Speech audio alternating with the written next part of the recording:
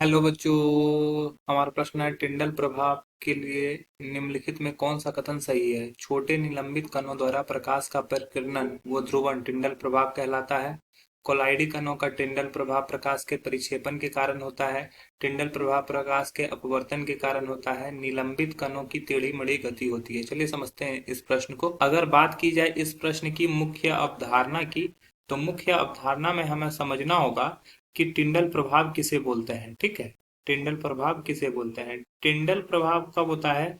जब हमारा कोई कोलाइडी कण है, ठीक है, कोलाइडी कण से अगर हम लोग प्रकाश को गुजारते हैं, ये कोलाइडी कण है, इसमें छोटे छोटे कण है, ठीक है, जिसको निलंबित कण बोलते हैं।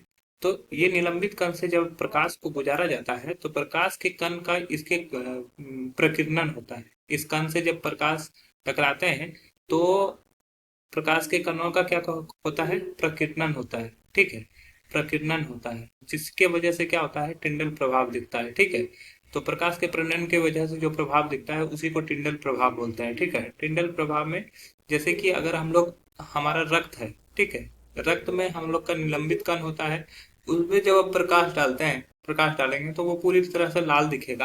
अगर आप अपने मांसपेशियों पे, ठीक है, अगर टॉर्च की रोशनी डालेंगे या अपनी उंगलियों से टॉर्च की रोशनी को बंद करेंगे तो जब हमारे कण, जो हमारे रक्त होते हैं, उस पर हमारा प्रकाश का कण पड़ता है तो वो लाल दिखाई देता है। ठीक है, तो वो टिंडल प्रभाव की वजह से दिखाई देता है, वहां पे प्रकाश का प्रकीर्णन होता है। तो पहला स्टेटमेंट जो दिया हुआ है, छोटे निलंबित कणों द्वारा प्रकाश के प्रकीर्णन व ध्रुवण टिंडल प्रभाव कहलाता है, ये बिल्कुल सही स्टेटमेंट है।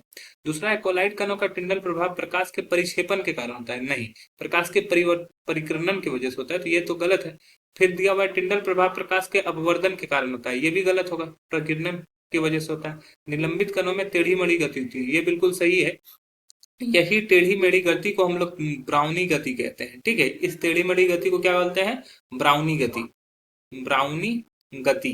ठीक है, तो इस टेढ़ी मेढ़ी गति को ब्राउनी गति कहते हैं। तो निलंबित कणों में टेढ़ी मेढ़ी गति होती है। तो हमारा जो सही स्टेटमेंट है वो ए और डी, ये दो कथन जो है हमारा सही है। आशा है यह प्रश्न आपको समझ में आया होगा। धन्यवाद।